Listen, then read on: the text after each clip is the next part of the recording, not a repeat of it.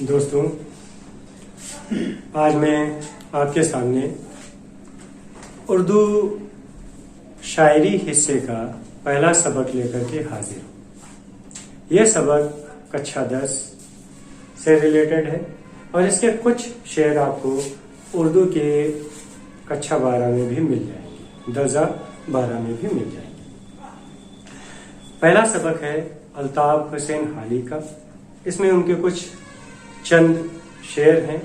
ان شعروں کی تشریح جیسا کہ آپ کے امتحان میں آتی ہے اس نظریے سے سمجھنے کی کوشش کرتے ہیں۔ تو آئیے شروع کرتے ہیں پہلا سبق الطاف حسین حالی کے شعر۔ دوستوں، اس سبق کا پہلا شعر جو ہے جستجو کی خوب سے خوب تر کہاں، ہے جستجو کی خوب سے خوب تر کہاں، اب ٹھہرتی ہے دیکھیے جا کر نظر کہاں۔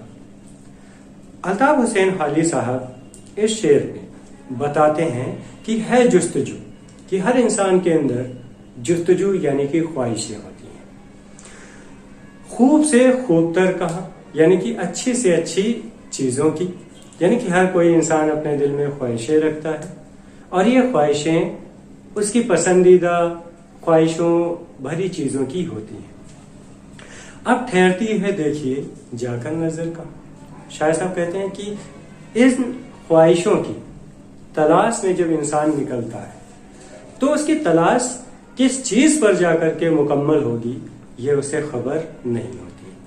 اگر انسانی زندگی کی بات کی جائے تو وہ اپنے اندر اتنی خواہشیں رکھتا ہے جو کبھی ختم نہیں ہوتی اور نہ ہی اس کی نظر ایک جگہ پر جا کر کے ٹکتی۔ تو اس شعر کو جب ہم ایگزام میں لکھیں گے تو لکھنے کا طریقہ یہ ہوگا کہ شاعر صاحب فرماتے ہیں کہ انسان کے اندر بہت ساری جستجو یعنی کہ خواہشیں ہوتی ہیں۔ ان خواہشوں کے پیچھے اچھی سے اچھی چیز کی تلاش چھپی ہوتی ہے اور اس تلاش کو پورا کرنے کے لیے وہ تا عمر یوں ہی بھٹکتا رہتا ہے۔ کبھی کسی چیز پر اس کا دل آتا ہے لیکن تھوڑے وقت کے بعد اسے محسوس ہوتا ہے کہ یہ چیز اس کے قابل نہیں۔ یہاں پر یہ پہلا شعر مکمل ہو جاتا ہے۔ اب بات کرتے ہیں دوسرے شعر کی۔ ایک عمر چاہیے کہ گوارا ہو نیش عشق، ایک عمر چاہیے کہ گوارا ہو نیش عشق، رکھتی ہے آج لذت زخم جگر کا۔ شاعر صاحب کیا کہتے ہیں؟ ایک عمر چاہیے کہ گوارا ہو نیش عشق، رکھتی ہے آج لذت زخم جگر کا۔ الطاف حسین صاحب کا یہ بڑا پیارا شعر ہے، اسے بھی ہم تشریح کے ذریعے سے سمجھنے کی کوشش کرتے ہیں۔ ایک عمر چاہیے، شاعر صاحب کہتے ہیں کہ عمر سے یہاں پر جو برابری کی گئی ہے، مشابہت کی گئی ہے، وہ انسانی زندگی میں وقفے یا سکون کے لمحوں کی گئی ہے۔ گوارا ہو نیش عشق، شاعر صاحب کہتے ہیں کہ اگر اس زندگی میں عشق کا مزہ لینا ہے تو اس عشق کے مزے کے لیے ہمیں ایک سکون بھری زندگی چاہیے۔ کیوں؟ کیونکہ آج کل انسان کی زندگی اتنی مشغول ہے کہ اسے سانس لینے کی فرصت نہیں۔ تو اگر اسے عشق کا یا زندگی کے کسی بھی پہلو کا مزہ لینا ہے تو اس پہلو کا مزہ لینے کے لیے اسے ایک لمبے وقفے کی، لمبے وقت کی ضرورت ہے۔ اسی میں دوسری لائن تھی، رکھتی ہے آج لذت زخم جگر کا۔ تو اس میں کیا کہا جا رہا ہے؟ بڑی آسان سی بات کہی جا رہی ہے کہ آج ایک سمپل سی بات آپ سوچ کے دیکھ لیجئے کہ آج کسی کے یہاں کوئی فوت ہو جاتا ہے، کسی کی موت ہو جاتی ہے۔ موت ہو جانے پر وہ اس فکر میں رہتا ہے کہ جلدی سے ہم اس کی مٹی کر دیں اور مٹی کرنے کے بعد اپنے کام دھندے کو شروع کریں۔ تو دیکھیے کہ آج زخم یعنی کہ تکلیفوں کو بھی محسوس کرنے کا وقت انسان کے پاس نہیں ہے۔ سماجی معاشرہ اس طریقے سے بن چکا ہے۔ تو اس شعر کو ہم تشریح میں لکھیں گے کیسے؟ شاعر صاحب فرماتے ہیں کہ اگر انسان کو اپنی زندگی میں کسی چیز کا بہتر طریقے سے مزہ لینا ہے اس کا احساس کرنا ہے تو اس کے لیے اسے وقت کی ضرورت ہے، ورنہ آج کی زندگی میں انسان کو نہ تو خوشیاں منانے کا وقت ہے اور نہ ہی غم منانے کا۔ اس طرح سے یہ دوسرا شعر بھی مکمل ہو جاتا ہے، اور ہم تیسرے کی بات کرتے ہیں۔ تیسرا جو شعر ہے الطاف صاحب کا، کہہ رہے ہیں کہ ہم جس پہ مر رہے ہیں، ہم جس پہ مر رہے ہیں وہ ہے بات ہی کچھ اور، عالم میں تجھ سے لاکھ سے تو مگر کہاں۔ شاید صاحب بڑی اچھی بات کہہ رہے ہیں کہ ہم جس پہ مر رہے ہیں وہ ہے بات ہی کچھ اور، عالم میں تجھ سے لاکھ سے ہی تو مگر کہاں۔ تو اسے بھی ہم 4 حصوں میں کر لیتے ہیں۔ پہلا حصہ ہے ہم جس پہ مر رہے ہیں۔ شاید صاحب کہنا یہ چاہتے ہیں کہ ہم جس چیز کی خواہش کر رہے ہیں، ہم جس چیز کی چاہ کر رہے ہیں، اس چیز کے بارے میں بات کر رہے ہیں، وہ بات ہی ہے کچھ اور شاید صاحب کیا کہہ رہے ہیں کہ جس چیز کی ہم چاہ کر رہے ہیں، جس چیز کی ہم خواہش کر رہے ہیں، اس کی بات ہی بالکل الگ ہے۔ عالم میں تجھ سے لاکھ سے ہی تو مگر کہاں۔ عالم کا مطلب ہوتا ہے دنیا۔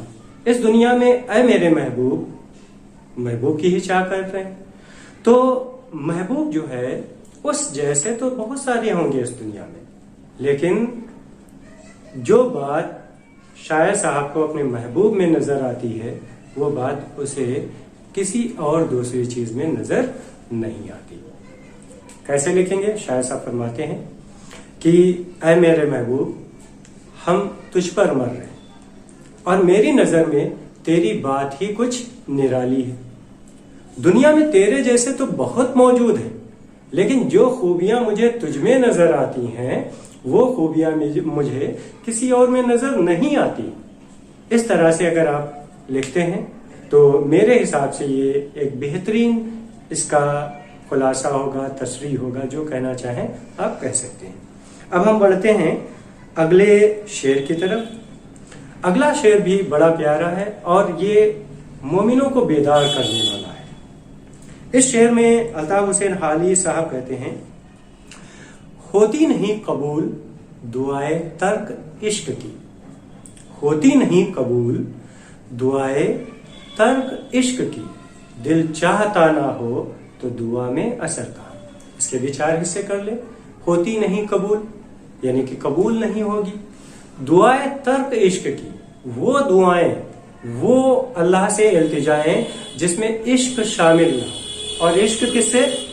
اللہ سے، کیونکہ اللہ سے دعا کرنے کے لیے اس سے عشق ایک شرط ہے، کیونکہ اللہ کو ہماری کسی بھی چیز کی ضرورت نہیں، لیکن اگر ہم اسے دل سے عشق کرتے ہوئے گڑ گڑا کر کے کوئی خواہش کرتے ہیں تو وہ کبھی بھی ہمیں منع نہیں کرتا، ہماری خواہشوں کو پورا کر دیتا ہے۔ دوسرا حصہ تھا دل چاہتا نہ ہو تو دعا میں اثر کہاں۔ آج کے دور میں یہ بڑا سٹیک شعر ہے۔ آج کے دور میں ہم ہی لوگ ہیں نماز کے لیے کھڑے ہوتے ہیں، نماز پڑھ رہے ہیں، دل میں خواہشیں چل رہی ہیں کہ دکان پہ کچھ گراہک آئے ہوں گے، ٹی وی پہ کچھ پروگرام آ رہا ہوگا، ہمارا دل دنیاوی چیزوں میں لگا ہے، ہم پڑھ نماز رہے ہیں، تو اس نماز میں جو ہم دعا کریں گے جہاں پر ہمارا دل موجود ہی نہیں، کیسے قبولیت ہو جائے گی؟ اسی شعر کو لکھیں گے کیسے؟ شاعر صاحب کہتے ہیں، پہلے شعر کو دہراتے ہیں، ہوتی نہیں قبول دعائے ترک عشق کی، دل چاہتا نہ ہو تو دعا میں اثر کہاں۔ شاعر صاحب کہتے ہیں کہ وہ دعائیں قبول نہیں ہوتی جس میں اللہ سے محبت، اللہ سے عشق شامل نہ ہو۔ اور اگر ہمارا دل کسی چیز کی خواہش نہیں کر رہا ہے، نہیں چاہ رہا ہے کہ ہم اللہ سے دعا کریں، اور پھر بھی ہم دعا کر رہے ہیں، تو اس حالت میں ہماری دعا قبول نہیں ہو سکتی۔ دعاؤں کی قبولیت کے لیے شرط ہے کہ ہم اللہ سے محبت بھی کریں اور دل کو اللہ کی طرف رجوع بھی کریں۔ یہاں پر یہ شعر مکمل ہو جاتا ہے۔ پھر اس کے بعد حالی صاحب کا آخری شعر ہے اور یہ بھی بیداری والا ہی شعر ہے، اور یہ اس شعر جو ہے پوری نظم کا مقطع بھی ہے۔ اس میں حالی صاحب نے اپنے آپ کو مخاطب کرتے ہوئے فرمایا ہے، حالی نسات نغمے ڈھونڈتے ہو آئے ہو وقت صبح رہے رات بھر کہاں. حالی صاحب اپنے آپ کو مخاطب کرتے ہوئے کہتے ہیں کہ نشاط خوشیاں اور نغمہ یعنی کہ زندگی کی رنگینیاں سکون ڈھونڈتے ہو. حالی صاحب اپنے آپ کو مخاطب کرتے ہوئے کہہ رہے ہیں کہ اے حالی تم زندگی کے آخری پڑاؤ میں آ کر کے زندگی کا سکون زندگی کی خوشیاں ڈھونڈ رہے ہو انہیں تلاش کر رہے ہو. آئے ہو وقت صبح رہے رات بھر کہاں.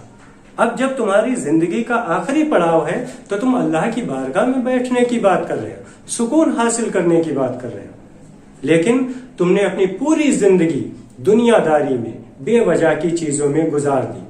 تب تمہیں یقین تھا کہ جو ہے انہی چیزوں سے سب کچھ زندگی کا آسرا ہوگا لیکن اب تمہیں حقیقت پتہ چل گئی ہے کہ اس دنیا کی جو خوشیاں ہیں وہ اللہ کی بارگاہ سے ہیں.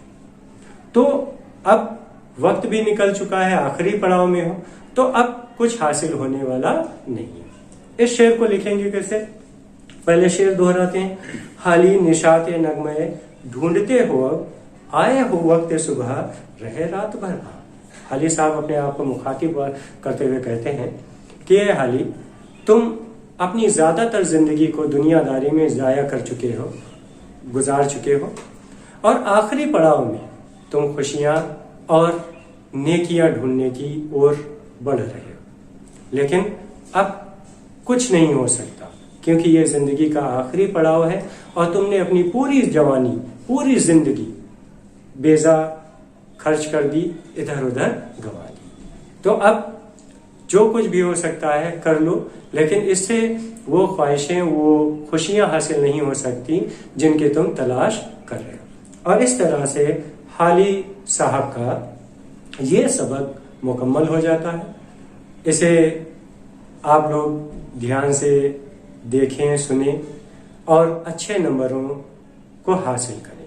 اس کا موٹیو یہی ہے کہ ابھی تک میں نے بہت تلاش کی لیکن یوٹیوب پر اکیڈمک اردو پڑھانے والے لوگوں کا کوئی چینل مجھے دکھائی نہیں دیا.